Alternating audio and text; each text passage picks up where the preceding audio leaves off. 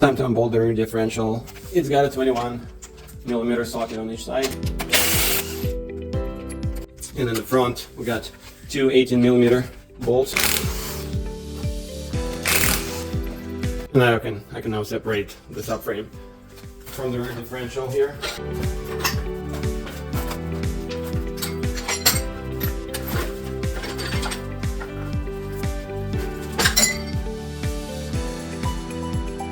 This one is 13mm.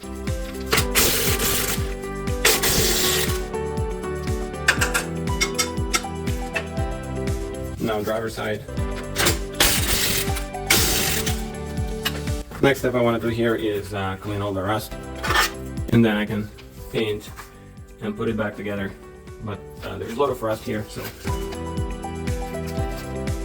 probably needs some good cleaning before I'm gonna put it back together.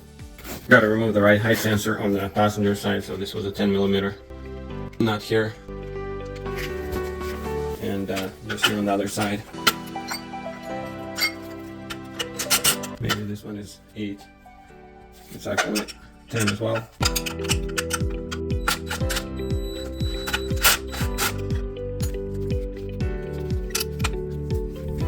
So the subframe is pretty rusty, and you can see how much rust I was able to chip off.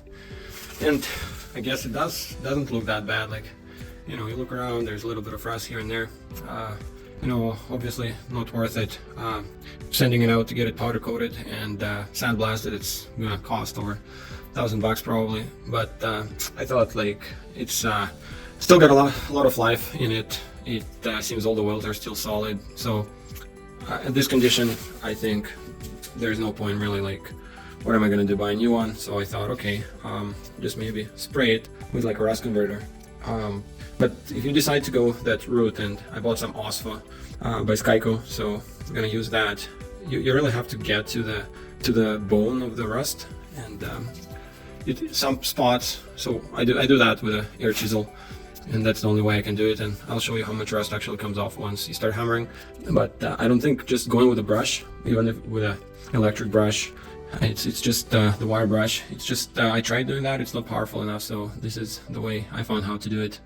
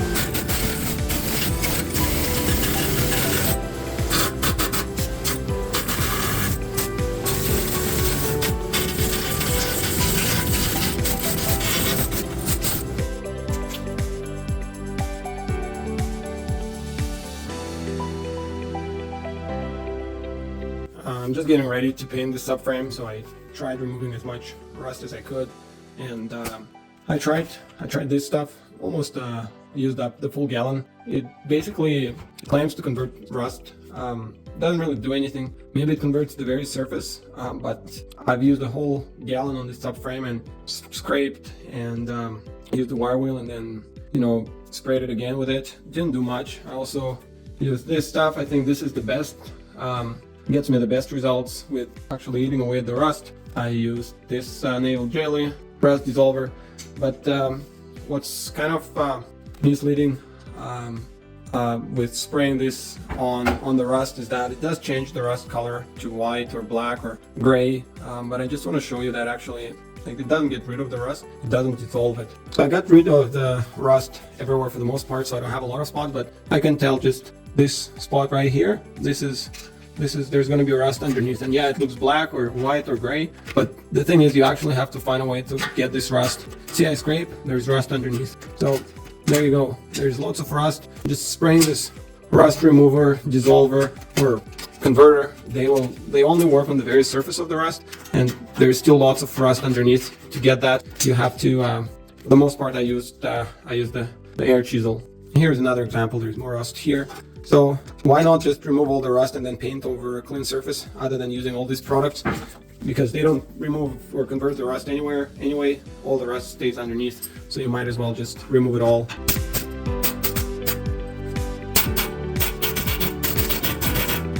In my opinion, I think, products like I showed you, they will work on the surface rust. If there's just a little bit of rust, I think that they'll neutralize it. But if you only have surface rust, why not just remove it with sandpaper or a wire wheel? So I don't really see a lot of purpose for these products, and I'm just going to try to finish removing as much rust as I can before I paint it. Now I just want to put an additional layer to protect the paintwork and the subframe from abrasions and rust. So I was thinking of just using some kind of oil, but then I thought about using this product. It's not rubberized undercoating, it's not asphalt, it's bitumen, so hopefully this will work. I couldn't find it anywhere in Canada, so I had to order it. Looks like it's pretty popular. Liquid Moly has a product, and they have it in Europe a lot, and in the States, but I'll try to use it. I did spray some here, and I think it will protect against rock chips, and it's pretty solid. So I'll spray the whole subframe, and then hopefully it will help me protect it.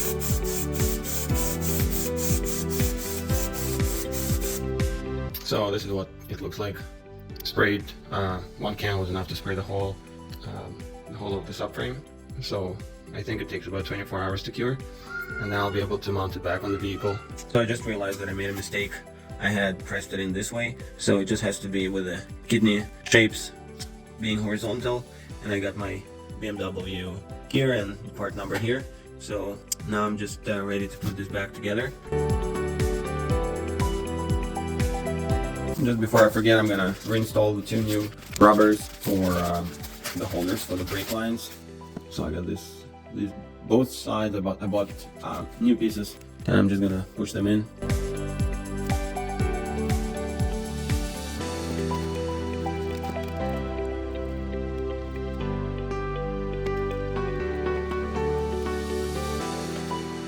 Alright, I got it all the way in, and now I can install this metal brake line holder, and I think it's something like this.